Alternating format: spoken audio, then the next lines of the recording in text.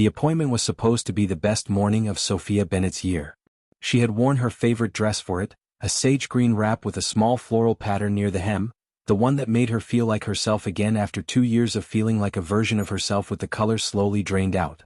She had taken the train instead of a cab because she wanted to walk the last 3 blocks, feel the late spring air on her face, give herself a few minutes to feel something that was not grief or worry or the quiet dread of waking up alone.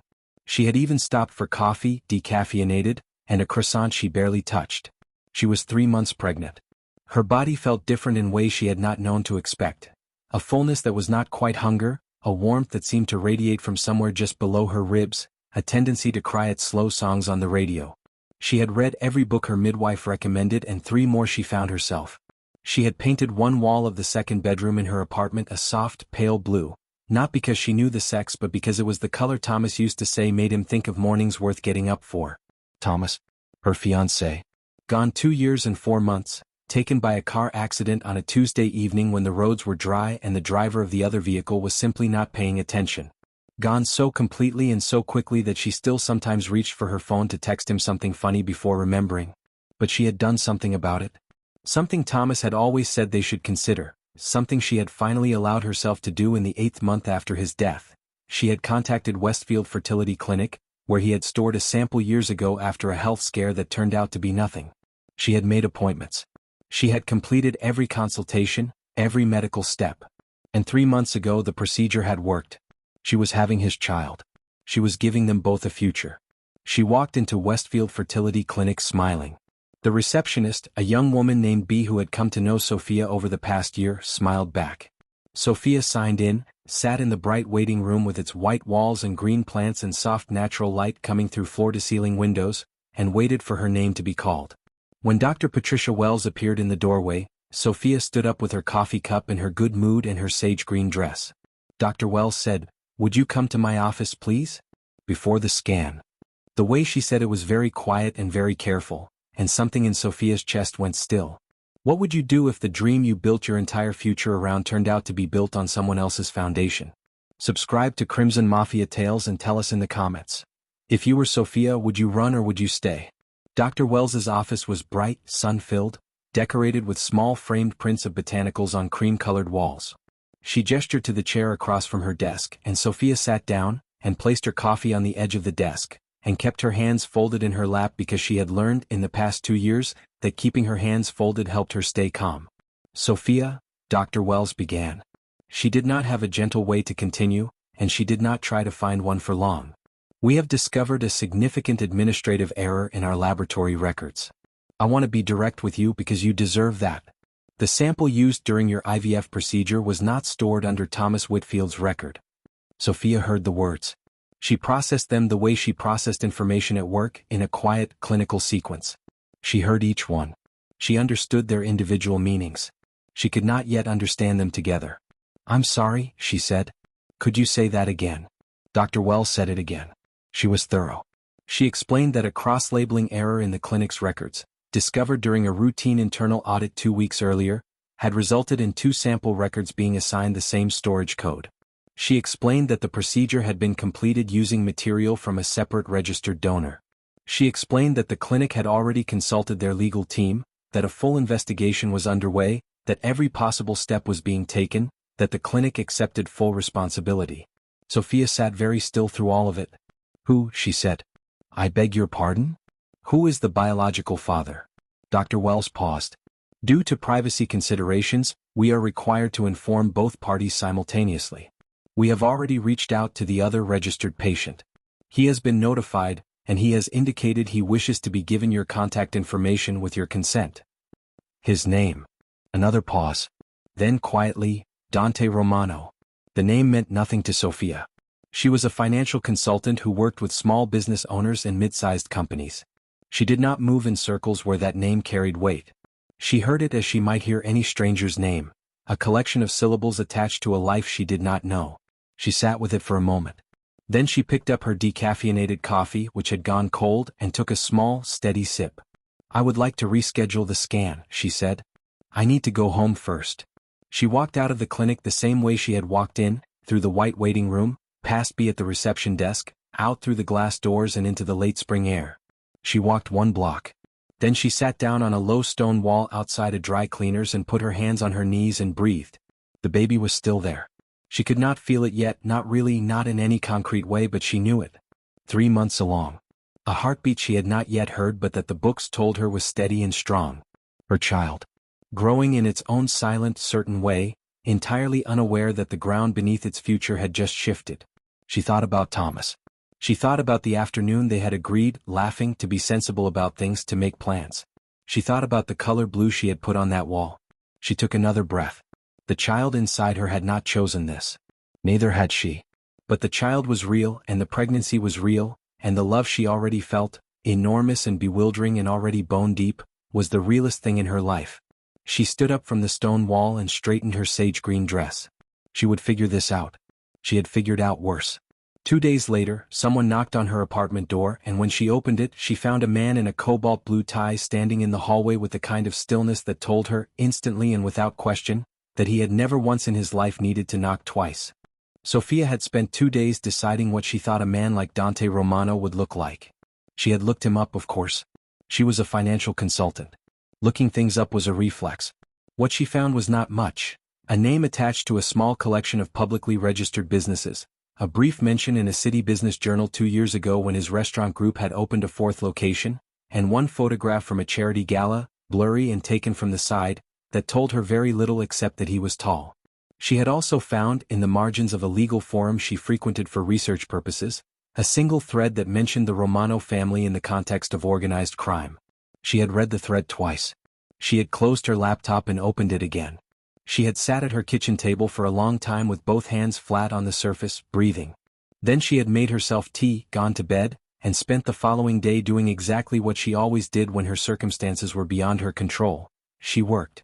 She updated 3 client spreadsheets, filed a quarterly report, and reorganized her office corner so thoroughly that the bookshelf finally looked like something from a magazine.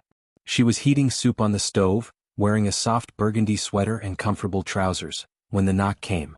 She did not know it was him immediately. She looked through the peephole first, which was something Thomas had always teased her about, and what she saw was a man in a navy blazer over a white shirt, no tie this time, dark hair, one hand in his pocket, standing in the hallway with complete and undisturbed patience. She opened the door with the chain still on. "Sophia Bennett?" he said. "Not a question." "You could have called first," she said. "I did call." "You did not answer." She had, in fact, seen the unknown number and let it go to voicemail.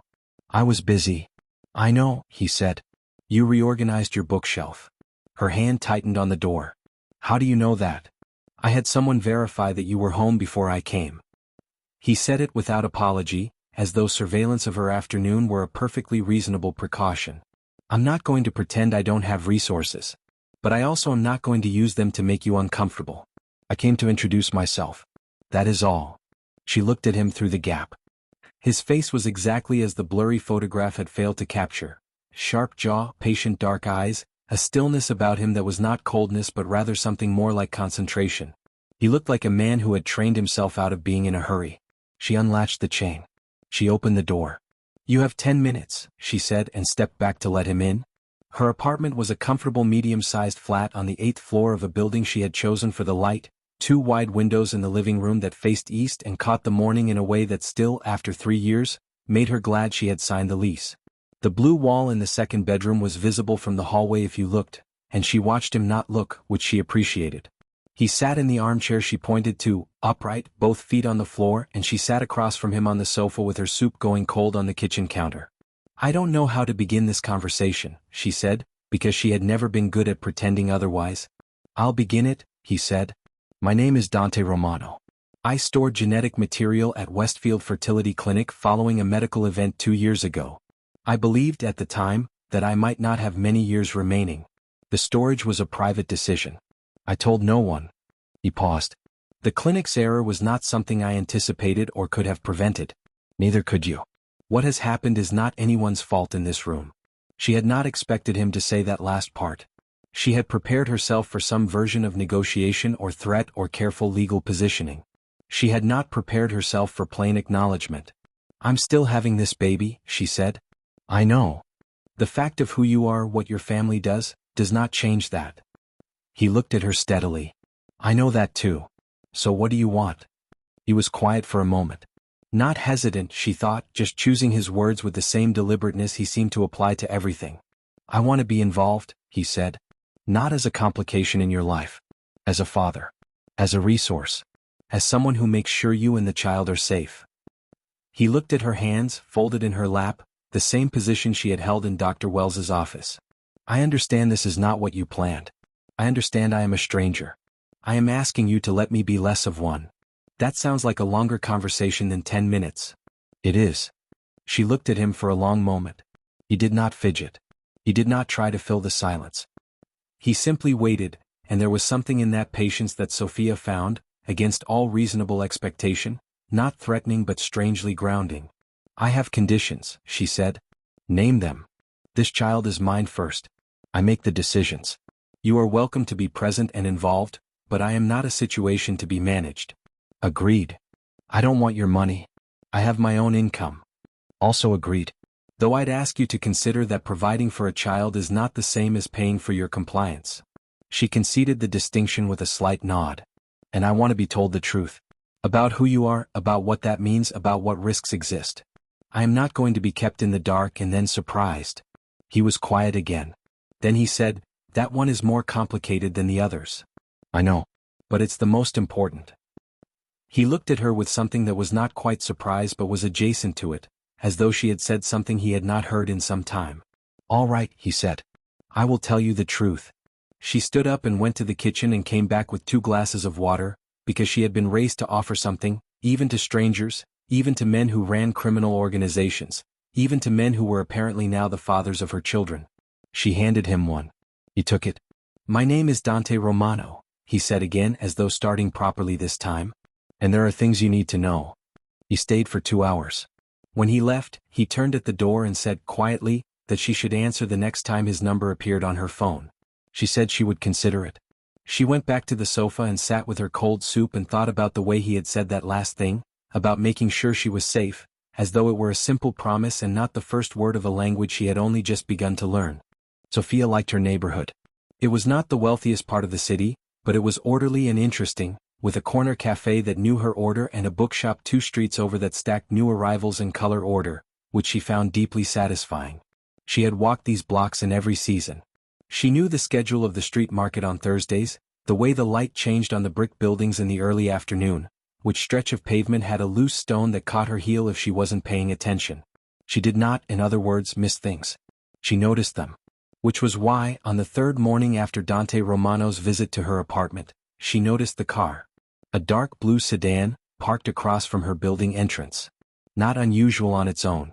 What was unusual was that it was there when she left for her morning walk and still there when she returned 40 minutes later. What was unusual was the way the 2 men inside it were not doing anything in particular. Not on their phones, not reading, not drinking coffee. Just sitting. She went upstairs and worked for 2 hours, willing herself to be rational. She had a tendency, in times of uncertainty, to brace for the worst, and she recognized that tendency as a coping mechanism left over from the year after Thomas died, when every unanticipated event felt like a prelude to catastrophe. She told herself the car was a coincidence. Then she went downstairs to get her afternoon post, and one of the men got out of the car. He was lean, middle-aged, in a gray jacket. He did not come toward her. He simply stood on the pavement and watched her, and the watching was not casual. It was the specific, pointed kind that communicated a message without requiring a single word. She went back inside. She pressed her back against the lobby wall, holding her post against her chest, and breathed slowly through the cold feeling that had taken up residence in her stomach. Then she called Dante Romano. He answered on the 2nd ring. "There are men outside my building," she said. "One of them just got out of a car and watched me in a way that was not accidental." A brief silence. "Are you inside?" "Yes." "Lobby." "Stay there." His voice had changed, not louder but denser, as though a different layer of him had surfaced. "Don't go back outside. I'll be there in 15 minutes. He was there in 11. She watched from the lobby window as his car, a silver sedan she did not recognize, pulled up. He got out and there was a second man with him, the quiet driver she would later learn was called Nino. Dante crossed the pavement toward the blue sedan with the particular unhurried stride of someone who does not feel the need to announce himself because his presence is already entirely obvious to anyone paying attention. She could not hear what was said. She watched through the glass. The conversation was short. The man in the gray jacket, who had been so deliberately still and pointed all morning, became noticeably less confident within approximately 30 seconds of Dante beginning to speak. The second man in the car rolled down his window. Dante spoke to him too. Then both men looked straight ahead, and within 2 minutes the blue sedan pulled away from the curb and did not return. Dante came back across the street and into the lobby. "Who were they?" she said. "People who work for a man named Enzo Moretti," he said. He was composed, but there was a contained energy about him now, a coiled quality that told her this had not been insignificant. "He and my organization have an ongoing dispute over certain business interests. He has learned, through channels I'm still tracing, that you exist, that you are connected to me. He sent those men to communicate that he knows." "That's it? Just to communicate? For now?" He looked at her carefully. "It will not escalate to anything beyond that. I want you to know that with complete certainty." She looked back at him with equal certainty. "You can't promise me that." "I can actually." He said it without arrogance, just as a statement of fact. "Because as of this morning he knows that you are under Romano protection. That word travels fast. And the men who pay attention to that word will stay away from you." "I don't want to be under anyone's protection," she said. "I want to be a person living a normal life in her own apartment." "I know." He said it quietly, and there was something in his voice that was not condescension but genuine understanding, as though he had spent a long time wishing for something similar. "But your life and mine have become connected, and the world I come from does not observe the boundaries you would prefer it to. I can make those boundaries hold, but only if I'm close enough to enforce them." She was quiet for a moment. The lobby was bright, white-walled, with afternoon sun coming through the glass doors. "What are you suggesting?" she said. "That you consider relocating temporarily. Not permanently. Not to somewhere controlled or restrictive. The family keeps a penthouse in the financial district, fully furnished, staff who are discreet, space that is genuinely yours." He paused. "I would not be there constantly. You would have privacy. But the building has security that would make what happened this morning impossible." "No," she said. "I thought so." He nodded. "Think about it." She thought about it for 2 days. She thought about it while she worked, while she attended her rescheduled prenatal scan and heard, for the first time, the small rapid percussion of her baby's heartbeat through the Doppler's speaker. She lay on the examination table in the bright clinic room and listened to that sound and felt the love she had been carrying for 3 months clarify into something absolute and non-negotiable. She was not going to take risks with this child. She called Dante Romano. "Tell me about the penthouse," she said. He told her. "I have conditions," she said. "You always do," he said, and there was something in his voice she had not heard before. Not warmth exactly, not yet. But the faint preliminary sound of something moving toward it. The Romano penthouse occupied the entire top floor of a glass and steel building in the financial district, 42 stories above the street. And when Sophia stepped out of the elevator with her 2 rolling suitcases and her messenger bag and her absolute determination not to be impressed, she was immediately, thoroughly, and completely impressed. The main living space was enormous and airy, with floor-to-ceiling windows on 3 sides that gave onto a panoramic view of the city's skyline in the middle distance and the wide river beyond it, silver in the afternoon light. The ceilings were high, the floors pale hardwood, the furniture arranged in conversation groups that felt human rather than showpiece. There were bookshelves built into the east wall, actual books filling them rather than the decorative kind with the spines all facing the wrong way. There were plants, real ones, in glazed ceramic pots near the windows, thriving in the light. It looked, Sophia thought with some reluctance, like a place where someone actually lived. "Your suite is to the left," Dante said from behind her, carrying one of her suitcases as though she had not told him she could manage her own luggage, which she had twice. "Bedroom, sitting room, private bathroom. There is a small kitchenette if you prefer to eat alone. The main kitchen is shared. Christina comes in 3 days a week to cook, but the rest of the time it's open." "Who is Christina?" "She's been with the household for 12 years. She knows not to ask questions and she makes very good pasta." Sophia wheeled her second suitcase down the hall and found her suite. It was large and calm, furnished in cool blues and pale grays, with another wide window facing east, where she would get morning light. There was a sitting area with a good reading lamp and a comfortable chair near the window, and a desk with a proper surface for her laptop. The bathroom had a deep soaking tub that she told herself she was not going to use, because using the soaking tub in a crime family's penthouse seemed like a gesture of capitulation too far. She used it that first evening. She lay in the warm water and looked at the city lights through the frosted glass of the bathroom window and held both hands over the small round curve of her belly and breathed. She thought about how completely her life had departed from the version she had been building. She had been building something careful and self-sufficient and safe. She had been building something that honored Thomas without being stopped by him. She had been building, she realized now, a life for one person and a small imagined child, and that had felt like enough. It did not feel like not enough now. It simply felt like a room she had been standing in had turned out to have more doors than she realized. She got out of the bath, dressed in her own soft things, and went to find the kitchen. Dante was there, standing at the counter with a glass of water and a folder of papers, wearing a gray Henley and dark trousers. Without the suit he looked slightly less like the head of an organized crime family and slightly more like a person. It was a disconcerting adjustment. "There's food in the refrigerator," he said without looking up. "Soup on the stove already made. Christina left it. You didn't have to arrange food. You're 3 months pregnant and you worked for 8 hours today. You need to eat. You've been monitoring my work schedule? Nino passed your building twice this afternoon." He looked up then. "Not surveillance. Verification that you were safe. There is a difference." She opened the refrigerator, which was indeed well stocked, and found the soup pot on the stove, a rich tomato and vegetable broth that smelled of herbs and slow cooking. She ladled herself a bowl and sat at the kitchen island and ate it. Dante went back to his papers. It was quiet. The apartment was 42 floors above the city's noise, and the windows were well insulated, and the only sounds were the small domestic ones. A spoon against ceramic, the soft passage of paper, Sophia's own breathing. "This is strange," she said. "Yes," he agreed. "I mean sitting here eating your soup in your apartment." "Our apartment," he said. "For the time being." He set down his papers and looked at her properly for the first time since she had entered the kitchen. "I know this is not what you wanted. I know you would prefer to be in your own flat, on your own terms, with none of this complication. I'm not asking you to pretend otherwise." "Good," she said. "Because I won't. But I would ask you to let yourself be here," he said. "Not resigned to it. Actually here. This doesn't have to be a thing you're enduring." She looked at him for a moment. "What does it have to be then?" He was quiet for a beat. Then he said, "I don't know yet. I'm still working that out too." She finished her soup. He went back to his papers. Later, she took the folder of documents she had been meaning to review all week to the sitting room in her suite and worked until 11, and when she finally turned off the reading lamp and got into the wide, clean bed and lay looking at the ceiling, she realized that for the first time since the morning in Dr. Wells's office, she did not feel entirely alone. She was not sure what to do with that feeling yet. But she was, at least, leaving it in the room rather than shutting it out. 1 floor below her in the building's structure, the city hummed its constant low frequency. Above her, the penthouse was still and bright-windowed and unexpectedly kind.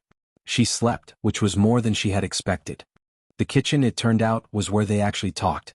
Not the living room with its arranged furniture and wide views, not the dining room with its long table that felt like it required an occasion.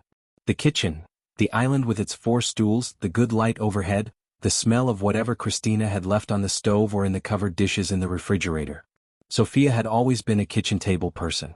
When she and Thomas had disagreed about something, they had done it at the kitchen table with tea and whatever biscuits she had bought that week. When she had hard news to process, she did it standing at the counter, looking at the backsplash, running through the facts until they settled into a shape she could work with. She found, in the second week at the penthouse, that Dante was also a kitchen person. He worked in his study during the day and conducted meetings she was not privy to via phone and in-person visits from men who came and went quietly. But in the evenings he was often in the kitchen. Sometimes with papers, sometimes not. Sometimes with a glass of something she could not identify, sometimes just with water. She began to find herself there too. Not to seek him out, she told herself. Simply because the kitchen had the best light after 7 o'clock. They had developed a companionable silence, which she had not expected and which she found herself reluctant to examine too closely. He did not intrude on her work. She did not ask questions about his calls. They shared the space with a courteous awareness of each other that felt, oddly, like a form of respect. It was a Tuesday evening in the 3rd week when the conversation actually started. She had been reviewing a client's quarterly projection and had come to a natural pause, and she put her pen down and looked up, and Dante was looking at something across the room with an expression she had not seen on him before. Not calculating or composed or patient. Just quiet. Almost absent, in the way people get when they are thinking about something far away. "The medical event you mentioned," she said. 2 years ago. What was it? He looked at her. She kept her expression neutral, letting him decide whether to answer. He was quiet for long enough that she thought he had decided not to. Then he said, "A mass in my chest. They found it during a routine examination. Turned out to be benign, but between the first scan and the full results, there were 17 days where I did not know that." He looked back at his glass. 17 days is a long time when you're sitting with a particular kind of question. What question? What you leave behind. He said it simply without drama. I was 33. I had built things. The organization, the businesses, the name. But nothing that was just mine. Nothing that continued outside the structure of what my family built. He paused. I had the procedure at Westfield because I thought, if I don't survive this, something of me should continue. Something not attached to the family business. Something that could be a person. She was quiet, absorbing this. And then the results came back clear, she said. Yes. And you left the sample in storage. I intended to revisit the decision later. A slight pause. I kept postponing it. She picked up her pen and set it down again. I stored Thomas's sample for the same reason, she said. Not exactly, but close. He had his done 3 years before he died. A precaution after a friend of his was diagnosed with something. He thought it was sensible. She looked at her hands. After he was gone, I kept postponing making any decisions about it. And then one day I stopped postponing. What changed? She thought about how to answer that honestly. I woke up one morning and the apartment was very quiet, she said, and I understood, in a way I had been avoiding for almost 2 years, that the quiet was not going to change on its own. That waiting for grief to finish was not the same as actually living. She looked up. So I made the appointment. He looked at her for a long moment. In the kitchen light his eyes were dark and steady, and there was something in them that was not sympathy exactly, because sympathy had a particular texture of distance. You are someone this happened to quality. What was in his eyes was something else. Something more like recognition. I'm sorry about Thomas, he said. Thank you. She meant it. I'm sorry about your 17 days. He gave a small, slow nod. They changed things. How I looked at what I'd built. Whether I wanted to keep building the same things. Have you, she said, been building different things since? He was quiet for a moment. Then he said, trying to. She looked at him across the island, this man she had met 2 weeks ago, this stranger whose genetic material had been used to begin a life she was now carrying, this complicated, careful, unexpectedly honest person sitting in his kitchen at 9 o'clock on a Tuesday evening. Tell me about the restaurants, she said. And he did. For 2 hours he told her about the first one he had opened, a small place in the East Side that he had funded through legitimate revenue and managed through a chef he had known since childhood. About the way it had grown. About the real estate firm he had built alongside it, brick by brick, project by project, channeling money away from the organization and into housing developments and commercial renovations that employed hundreds of people and existed entirely in the daylight. She listened and she asked questions, the sharp financial kind that made him pause and think before answering, and she watched him come alive in a specific way, the way people come alive when they are talking about something they genuinely care about. It was past 11 when she gathered her papers and said good night. She was at the kitchen doorway when he said her name. She turned. What you said, he said. About the quiet changing on its own. He looked at her. I've been in a quiet for a long time too. She did not have a response that was quite right. So she simply looked at him, acknowledging it, and went down the hall to her suite and sat in the reading chair by the east window, and thought about what it meant to be in a room with someone who was carrying the same kind of weight in a completely different shape. Outside, the city was bright and wide and going about its business. Inside, something had shifted very slightly on its axis, and neither of them had needed to name it to know it was true. If you're rooting for Sophia and Dante to find their way to each other, drop a comment below and tell us. Do you think love built in complicated circumstances can still be real? Follow Crimson Mafia tales for every chapter of their journey. Carlo Romano arrived at the penthouse on a Wednesday morning without calling ahead. This was, Sophia learned, entirely normal for Carlo. She was at the kitchen island with her laptop and a cup of chamomile tea when she heard the elevator open, and then a stocky silver-haired man in a slate blue suit was standing in the living room doorway looking at her with the careful, appraising eyes of someone conducting an inventory. Dante appeared from his study a moment later. Sophia, he said, this is my uncle Carlo. I know who she is, Carlo said, still looking at her. I know her full name, her date of birth, where she went to university, the name of every client she has invoiced in the past 3 years, and the fact that she once contested a parking ticket and lost. He paused. I am thorough. Sophia set down her tea. I once contested a parking ticket and won, she said. Your information is incorrect. Carlo blinked. Then, almost without meaning to, the corner of his mouth moved. Carlo, Dante said. I came to meet her, Carlo said, as though this were both obvious and entirely reasonable. She is carrying a Romano child. She is living in this apartment. I would like to assess the situation. You could also say good morning, Sophia said. Carlo looked at her for another moment. Then he pulled out the stool across from her and sat down. Good morning, he said. Sophia decided to find this funny rather than threatening, which was a choice she had made before about difficult people and which had served her reasonably well. She offered him tea. He said he preferred coffee. She showed him where the coffee was. He made it himself, which she respected. The conversation that followed was not warm, but it was direct. Carlo asked her about her work, her finances, her family background. She answered honestly without volunteering more than he asked, and without concealing anything that was simply a fact. She had grown up in the Northwest, her parents were retired teachers, she had one younger brother who was an architect in Edinburgh. She supported herself. She had been supporting herself since she was 23. Carlo nodded at each answer with the expression of someone cross-referencing her responses against a file he had already memorized. Your motives concern me, he said finally. My motive for being pregnant, she said, or my motive for being here. Both. My motive for being pregnant was to have a child with the person I loved, using a procedure that turned out to be a mistake through no fault of mine or yours or Dante's. She kept her voice even. My motive for being here is that men appeared outside my building and my child's biological father has the resources to keep us safe. I am not here for the Romano name or the Romano money, or any arrangement that involves me becoming something other than what I am. Carlo looked at her for a long time. Then he looked at Dante, who was standing against the counter with his arms folded and the expression of a man watching a situation resolve itself without his intervention. She's direct, Carlo said. She is, Dante agreed. I don't dislike that. I know. Before Carlo could continue, the elevator opened again, and this time the person who stepped out was carrying a ceramic dish covered with a cloth, a bag that clinked with the sound of glass jars, and the energy of someone arriving at a long-anticipated reunion rather than an unexpected visit. Lucia Romano was shorter than Sophia had imagined, rounder, with silver-streaked black hair pinned up at the back of her neck and warm brown eyes that immediately, comprehensively, and without any apparent process of evaluation, settled on Sophia with an expression of complete welcome. Oh, Lucia said, and put down her bag and her dish and crossed the kitchen, and took both of Sophia's hands in hers, and looked at her face as though reading something there. Oh, you poor thing. Look at you. How are you feeling?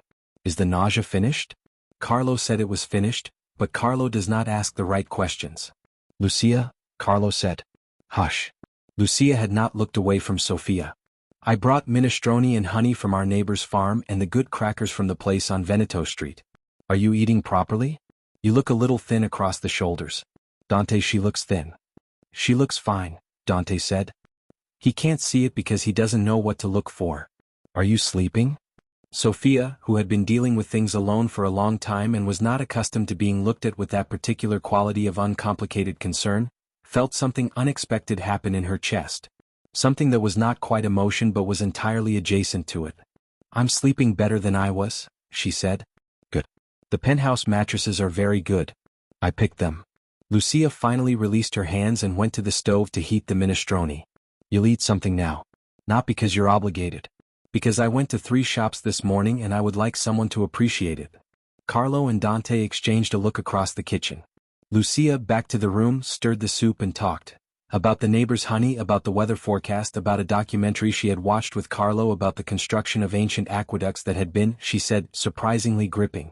She spoke as though Sophia had been part of the household for years and had simply been away for a while. Sophia sat at the island and listened and felt the tightness she had been carrying in her shoulders since the morning in Dr. Wells's office begin, in small increments to ease. After lunch, Carlo stood and buttoned his jacket and looked at Sophia one final time with his precise, careful eyes. I will be direct with you also, he said.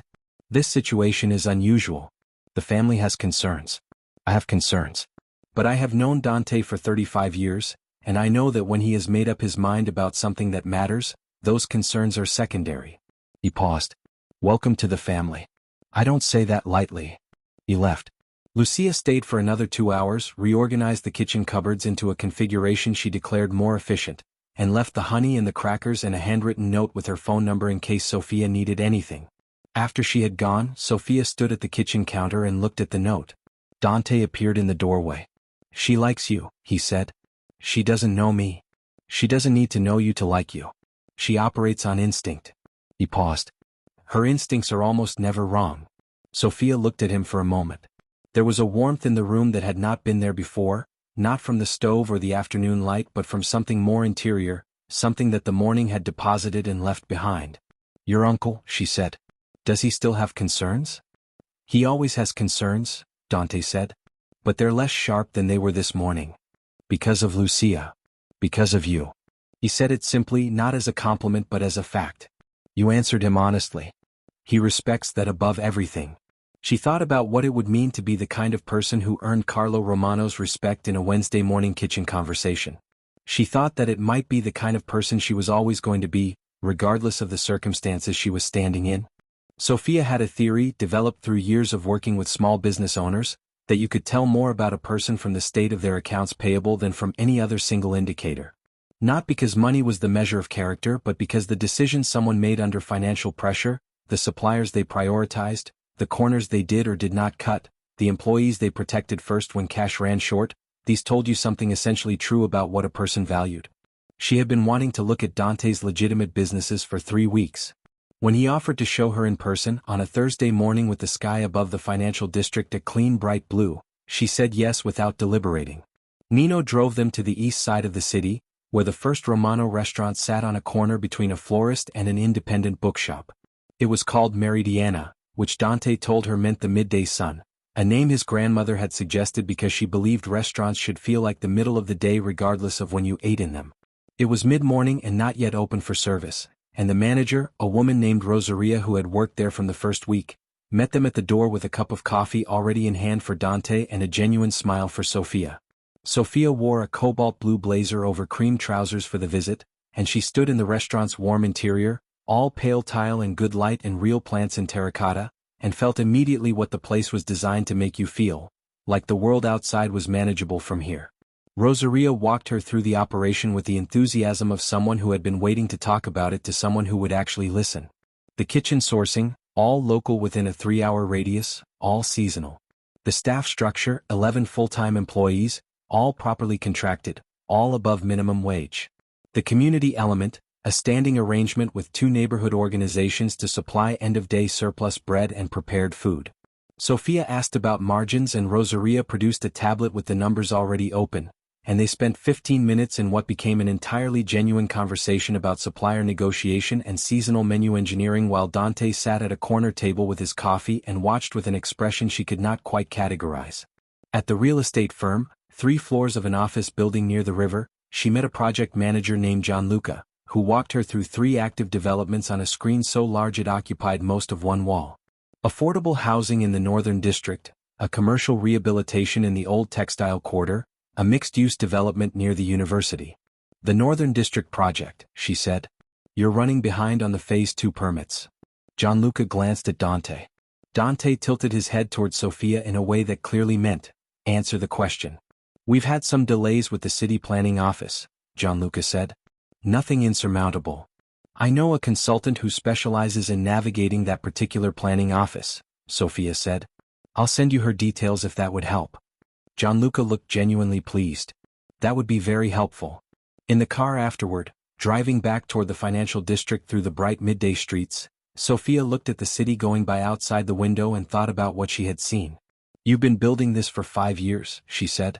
"Since I was 30, Dante said. Quietly. "Why quietly?" He was quiet for a moment. "Because in the world I come from, showing a preference for leaving is not a simple thing. It requires time.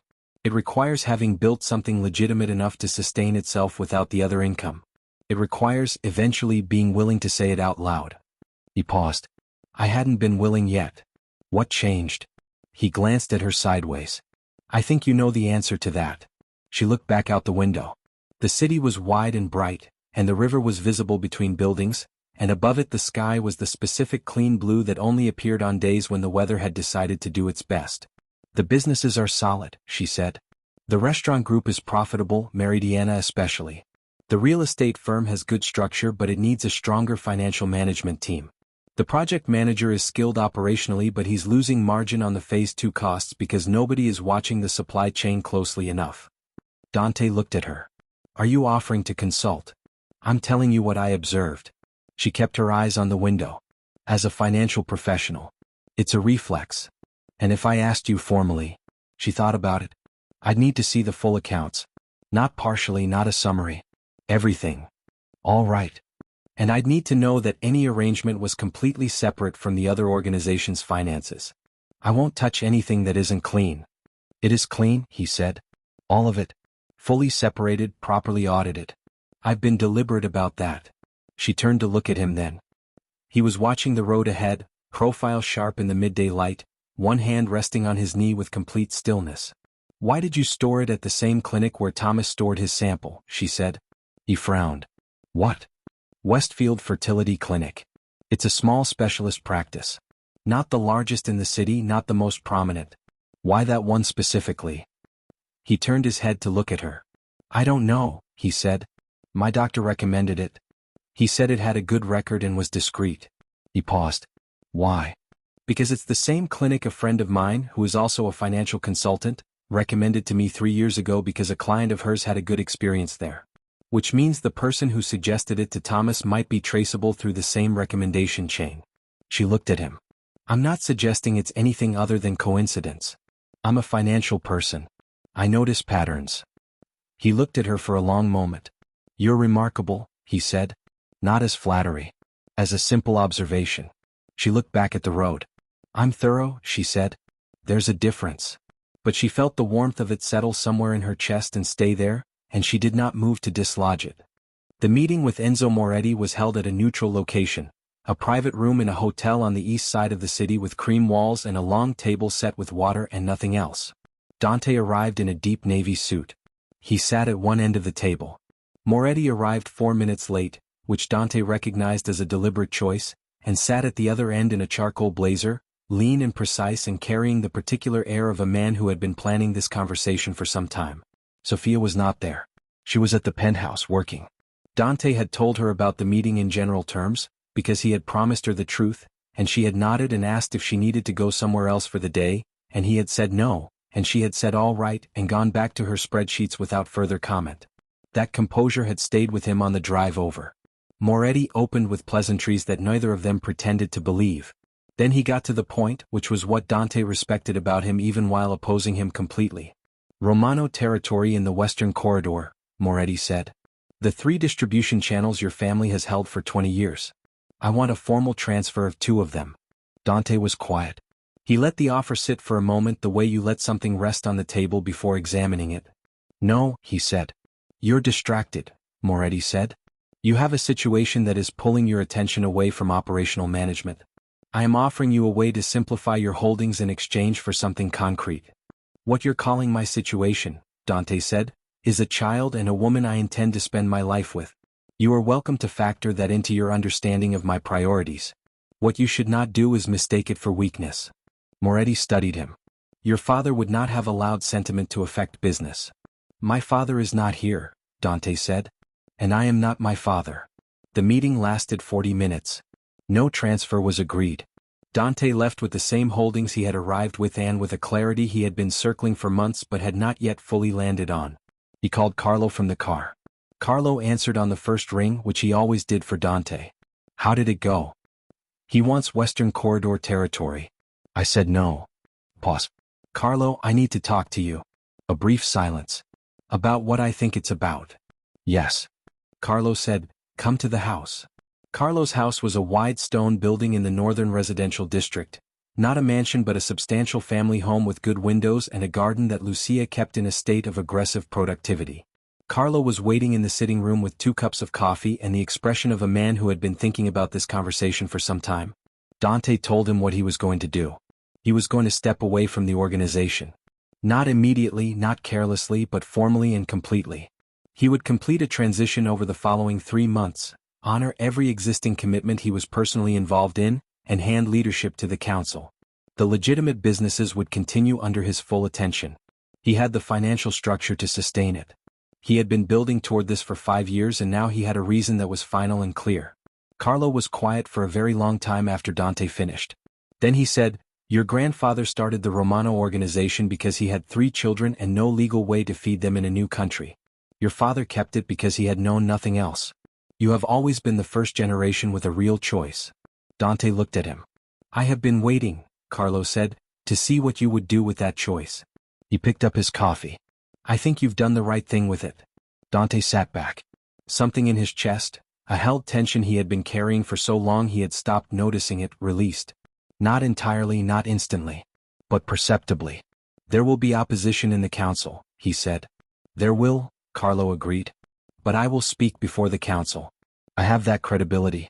And the men who have been watching you build the legitimate business for 5 years are not surprised by this. Some of them have been hoping for it." Dante nodded slowly. "The Moretti situation," Carlo said. "Once I've stepped away, Moretti loses his leverage. My absence from the organization removes the Western Corridor dispute entirely. New leadership can negotiate fresh terms without the history." He paused. "I'm actually solving their Moretti problem by leaving." Carlo looked at him for a moment with something between amusement and affection. "That's an argument that will play well to the council." Dante drove back to the penthouse in the late afternoon, the city golden in the early evening light. Nino glanced in the rearview mirror once and then looked back at the road, which was exactly right. When Dante walked into the penthouse, Sofia was still at the kitchen island, but she had traded her blazer for a soft green cardigan and pushed her laptop to the side and was eating an apple and reading something on her phone. She looked up when he came in. "How did it go?" she said. He sat down across from her. He told her about the meeting, the refusal, and the call to Carlo. He told her what he had decided. He did not dress it up or trim it down. He told her the whole of it as he had promised he would, and he watched her face as he spoke. She listened without interrupting. When he finished, she was quiet for a moment. 3 months, she said. "For the transition." "Approximately. The baby is due in 4.5 months." "I know the timing." She looked at him.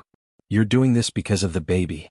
"I'm doing this because of the baby and because I have wanted to do it for 5 years and because the day I sat in that meeting with Moretti and heard him call you a distraction, I understood that I had already made the decision without saying it out loud." He held her gaze. "The baby is the reason I stopped postponing. You are the reason it became urgent." She turned the apple in her hands for a moment. Then she set it down and looked at him with those direct green eyes that he had come to understand were her particular form of honesty, looking rather than speaking, measuring rather than reacting. "All right," she said. "All right," he repeated. "I want to be part of building what comes next. Not as a passenger. As a partner." She said it without hesitation, as though she had been deciding it all along and had only now chosen to say it. He looked at her, this woman in her soft green cardigan, 4.5 months from a baby neither of them had planned and both of them, he realized now with absolute certainty, wanted completely. "Agreed," he said. The Romano family council met in the private dining room of a building on the north side of the city that had been in the family's possession for 3 decades. The room was long and formal, with white walls and high windows and a rectangular table that seated 14. Every chair was occupied. Dante sat at the head. Carlo sat to his right. These were the positions they had always occupied. There were 7 other men around the table, most of them older than Dante, all of them long-serving members of the family's senior structure. They had the faces of men who had been in complicated rooms for a long time and had learned to keep their expressions useful rather than revealing. Several of them Dante had known since childhood. One of them had been at his father's funeral. He had prepared what he was going to say for 3 weeks. In the end he did not read from notes. "I'm stepping away from the organization," he said. "I want to tell you why, because you are owed that explanation and because the reason matters." He told them about the legitimate business portfolio, everything he had been building for 5 years. The revenue figures, the employment numbers, the development projects, the long-term projections. He laid it out with the specificity of a man who had been preparing for this presentation without knowing when he would give it. The numbers were real and they were good and the men around the table heard them as such. He told them about his child. About Sofia. About the kind of future he intended to build. "I'm not abandoning this family," he said. "I am asking this family to be part of the version of the Romano name that my grandfather's grandson can build in the open. The legitimate businesses will grow. The family's stake in them can grow with me if that is what the council chooses. But the criminal operation will continue under different leadership, because I will not lead it anymore. There was a silence. The kind that fills a room like water, reaching into all the corners. Then a man named Aldo, who was 68 and had been the council's financial strategist for 20 years, said, "The legitimate businesses are genuinely performing? I'll have a full audit distributed to every person at this table before the end of the week," Dante said. Aldo nodded slowly. Another man, Ferraro, who had a sharp face and the permanent expression of someone calculating odds, said, "The Moretti situation. If you step away, what happens to the Western Corridor dispute? New leadership inherits it without my history with Moretti. A fresh negotiation is more likely to reach terms than one I'm leading. My personal involvement has become an obstacle." He looked at Ferraro. "I'm aware that I'm arguing for my own exit by pointing out its strategic benefits. I am also telling you the truth."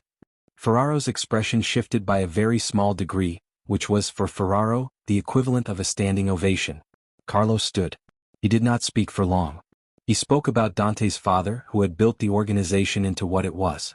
He spoke about the nature of families, how they survive not by staying the same but by knowing when to change form. He spoke about what it meant to have a third generation with the option to choose differently, and what it said about a family that had produced such a person. "We built this organization to protect the family," Carlos said. "Dante stepping away is not the family losing him. It is the family gaining what it always claimed to be building toward, a legitimate future." He sat down. The room was quiet again. One by one around the table the men nodded. Not enthusiastically, not all of them immediately, but with the measured acknowledgement of people who had heard a full case and found it sound. The vote was 10-2 in favor of a formal succession. The two dissenters were not hostile, only cautious, and they met with Carlo privately afterward and were, by the following week, cautiously satisfied. Dante shook hands with each man at the table before he left. With Aldo he spoke briefly about the audit timeline. With the man who had attended his father's funeral, he stood for a moment in a silence that contained more than could be said, and the man clasped his shoulder once, firmly, and that was enough. He drove back to the penthouse alone, which he rarely did. He told Nino to take the evening off. Sofia was on the sofa in the living room, reading, her legs tucked under her, wearing a deep burgundy sweater, the late evening light from the city bright through the wide windows behind her. She was at 5 months now, and the change in her silhouette was visible and beautiful, and she had stopped apologizing for needing the extra sofa cushions. She looked up when he came in. He sat down in the armchair across from her. "It's done," he said. She set her book in her lap. "How did they take it?" "Better than I expected." He leaned back, felt the specific weight of a long-held thing finally put down. Carlo spoke. "That helped considerably." "Carlo is remarkable," she said. "He presents as formidable, but he's actually a deeply fair person. He would be very satisfied to hear you say that. Then tell him I said it." He looked at her. She looked back at him. Through the windows, the city was laid out in its entirety, lit and moving and going on about its business, entirely unaware of the fact that in this bright, wide-windowed room, something had been settled that had been unsettled for a long time. "I need to ask you something," he said. "Go ahead. I want to do this properly." He sat forward. "I know the circumstances that brought us here were not what either of us would have chosen. I know that the version of this conversation I'm about to have is not the one you planned or imagined or hoped for. I know all of that." He paused. "But I also know what the past 2 months have been. What they've been for me specifically. What it's been to know you, to be in the same spaces as you, to have you ask the sharp questions that nobody else asks and tell me the truth when it would be easier to say something softer." He looked at her steadily. "I would like to marry you. Not as an arrangement. Not for the child, though the child is everything. Because I want to build the rest of my life with you, and I would like to start as soon as you're willing." Sofia looked at him for a long time. "You have no ring," she said. "I have a ring," he said. "Lucia helped me choose it. She made me go to 4 different jewelers." "Of course she did." She uncurled from the sofa, shifting carefully, and looked at him with her clear green eyes. "Ask me again," she said. He stood up. He crossed to where she was. He was quiet for a moment, and she waited, and the city light came through the windows and made everything in the room bright. He asked her. She said yes. The ceremony was held on a Saturday in late October, in the garden of the Romano family estate in the hills north of the city. It had rained the previous 2 days, and the morning of the wedding Sofia had stood at the penthouse window at 6 o'clock and watched the sky with the focused attention of someone who had managed risk professionally for 6 years. By 8, the clouds had pulled back entirely, and what was left was an October sky of specific luminous clarity, pale blue shading to white at the horizon, the kind of sky that made everything below it look resolved. She wore a soft ivory gown with a wide sash of deep sapphire blue at the waist, the blue she had picked because it was the color Thomas used to say made him think of mornings worth getting up for, and she wore it now as both a memory and a step forward, because she had understood in the past 5 months that those two things could coexist. She carried a small bouquet of white garden roses and stems of eucalyptus that Lucia had assembled at 6:30 that morning with the focused energy of a person who had been waiting for this particular task for some time. There were 14 people in the garden. Carlo in a pressed slate blue suit, straightening his tie for the 4th time when he thought nobody was watching. Lucia in a deep green dress, who had cried since approximately the moment she woke up and showed no signs of stopping.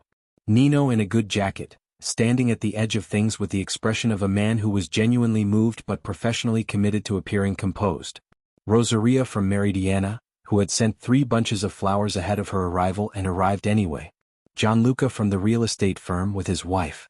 Sophia's brother James, who had flown in from Edinburgh and spent the previous evening having a very long and thorough dinner with Dante at which, according to both of them, everything had been entirely fine. Sophia's parents were there via a video call on a tablet that Carlo held with surprising steadiness for the length of the ceremony, her mother in the good living room in the northwest in a blue cardigan, her father standing behind her with his hand on her shoulder and the expression of a man who had spent the past 5 months talking to his daughter twice a week and had come to a considered peace with circumstances he had not foreseen. Dante stood at the end of the garden path in a deep navy suit that Sophia had not seen before, with a white shirt and no tie, and when she came around the corner of the house and he saw her, his face did the thing she had first noticed in the Westfield penthouse kitchen. It became entirely present. Not composed, not managed, just there. They had written their own vows, which had been Lucia's suggestion and which both of them had agreed to and then privately worried about for 2 weeks. They were not long. They were, in the way of things that have been thought about carefully by people who are not naturally theatrical, honest and direct and specific to the two people saying them. Dante said, "I did not expect you. I did not know, when I was keeping my distance from the future, that the future was going to come and sit at my kitchen island and tell me the truth until I had no reasonable defense left. I am grateful for it. I choose you entirely and I choose the life we're building." Sophia said, "I came into this looking for something I had already lost and I found something I did not know I was looking for. You are straightforward where I expected complicated and kind where I expected guarded, and you have been honest with me at every step, which is the thing I value most in any person. I choose you and I choose what we are going to build." Lucia cried through both of them. Carlo did not cry, but his jaw was set with the particular tension of a man in active resistance. After the ceremony, there was lunch in the estate's main room. Long tables, Christina's cooking, Lucia's bread, the good wine for those who were drinking it and a sparkling elderflower for Sophia, who was now 7 months pregnant and very much at the stage where her body was conducting its own independent operations. James sat next to Dante for most of the lunch and they talked, Sophia noticed, about architecture and city planning in the Northern District housing development, and by the end of the meal her brother was drawing something on the back of a paper napkin that Gianluca was leaning over to look at with genuine interest. Late in the afternoon, when the October sun was still generous and bright and the estate garden was full of the small sounds of a good day winding down, Sophia stood at the edge of the terrace with Lucia beside her and looked out at the view. The hills, the distant city, the wide pale sky. "How do you feel?" Lucia asked. Sophia thought about it honestly. "Like the room got larger," she said. Lucia considered this. "That's exactly right," she said. "That's what it feels like." 8 weeks later, in a private room at the city hospital with bright windows and morning light, Sophia delivered a healthy daughter. 7 pounds, 2 ounces, with dark hair and green eyes that seemed, in the way of newborn eyes, to be in the preliminary stages of deciding what color they would become. Dante held her first because Sophia had had a long night and needed a moment, and he stood at the window in the early morning light with this small, warm, entirely new person in his arms and looked at her face with an expression that Sophia watched from the bed and would spend a long time afterward finding words for. Something between wonder and finality, the expression of a man who has arrived somewhere he did not know he was traveling toward and found that it was the right place. They named her Chiara. Bright in Italian. Clear. She was, as all newborns are, immediately and entirely herself. Opinionated about feeding schedules, enthusiastic about being held, operating on a timeline that bore no relationship whatsoever to anyone else's plans. She was, in other words, exactly right.